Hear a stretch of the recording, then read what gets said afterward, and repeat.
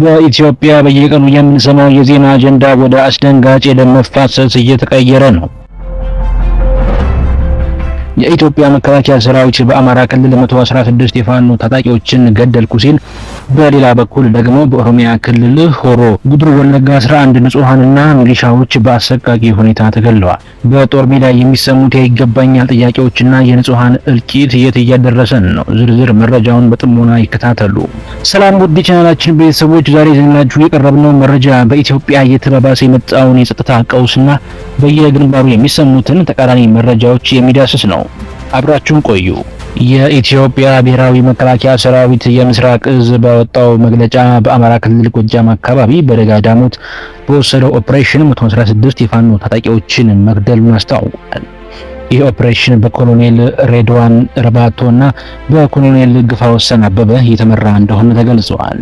በመግለጫው መሰረት በሐሙስ ገበያ አካባቢ በነበረው ውጊያ የከፍተኛው የፋኖ አዛዥ ዘነቡ ለንገረው ሁለት የቅርብ ዘበኞች መቁሰላቸው ተጠቅሷል። መከላከያ ሰራዊቱ የተገደሉ የፋኖ አዛዦችን እና የሎጂስቲክስ ኃላፊዎችን ዝርዝር የያዘ ሲሆን ከቦታውም የተለያዩ የጦር መሳሪያዎችን፣ የከባድ መትረየስና የደንብ ልብሶችን መቆጣጠሩን አረጋግጧል። እንዲሁም በሰሜን ሸዋ ምንጃር ወረዳ የጦር ኃይሉ በአየር ወለድ ክፍለ ጦር አማካኝነት በዘርፉ የተጠረጠሩ ቡድኖች ላይ እርምጃ መውሰዱን አስታውቋል። ሆኖም እነዚህ መረጃዎች ገለልተኛ በሆነ አካል የተረጋገጡ አይደሉም። የአማራ ፋኖ ብሔራዊ ንቅናቄ እስካሁን በጉዳዩ ላይ ምላሽ አልሰጠም። ይህ መግለጫ የወጣው መከላከያ ሰራዊቱ ካለፈው ሳምንት ጀምሮ ከ230 በላይ ታጣቂዎችን መግደሉን ካስታወቀ በኋላ ነው። ፋኖ በኩሉ ይህንን ክስ በማስተባበል በጦርነቱ የመከላከያ ሰራዊት ከፍተኛ ኪሳራ እንደደረሰበትና ሁለት ከፍተኛ የጦር አዛዦች መገደላቸውን በመግለጽ የሁለቱ ወገኖች የጦር ሜዳ ፕሮፓጋንዳ ግልጽ ያልሆነ ሆኖ ቀጥሏል። ወደ ኦሮሚያ ክልል ስንሻገር በሆሮ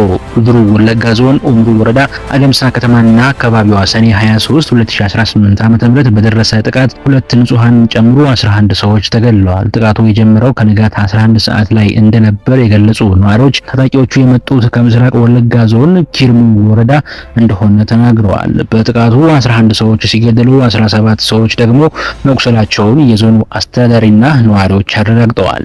ከሟቾቹ መካከል ሁለቱ ሲቪሎች ሲሆኑ የተቀሩት የአካባቢው ሚሊሻ አባላት መሆናቸውን እማኞች ተናግረዋል። የጸጥታ ኃይሎች ወደ ስፍራው የደረሱት ጥቃቱ ከተፈጸመ በኋላ መሆኑንም ነዋሪዎች ገልጸዋል። የአምሩ ወረዳ አስተዳደር በፌስቡክ ገጹ ፋኖ ያላቸው ታጣቂዎች ጥቃት መክፈታቸውን የገለጸ ቢሆንም የፋኖ ኃይሎች ከተማውን ተቆጣጥረው ነበር የሚለውን ወሬ አስተባብለዋል። ታጣቂዎቹ ከከተማው ተመተው እንደወጡ የወረዳው አስተዳደር ቢገልጽም በሲቪሎች ላይ የሚደርሰው ጥቃት በሆሮ ጉድሩ አዲስ እንዳልሆነ ይታወሳል። የኢትዮጵያ ሰብአዊ መብቶች ኮሚሽን ከዚህ ቀደም በዚሁ አካባቢ በተፈጸመው ተከታታይ ግጭቶች ከ100 በላይ ሰዎች መገደላቸውንም መዘገቡ የሚታወስ። እነዚህ ሁለቱ ክስተቶች ተጠራቅሞ መምጣት በኢትዮጵያ የጸጥታ መዋቅር ላይ ትልቅ ጥያቄ ምልክት ይፈጥራል። የጦርነት ድምጽ በሁሉም አቅጣጫ እየተሰማ ንጹሃን ዜጎች ምድራቸው ላይ እየተገደሉ ነው። የኃይል አማራጩ ሀገርን የት እያደረሳት ነው?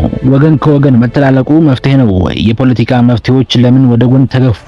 ይህንን ጉዳይ ስንመረምር እናንተም አስተያየታችሁን ኮሜንት ላይ አስቀምጡልን። ሰብስክራይብ እና የደውል ምልክቱን በመጫን በየቀኑ የምንለቃቸው ትኩስ መረጃዎች ይድረሱት። ሰላም።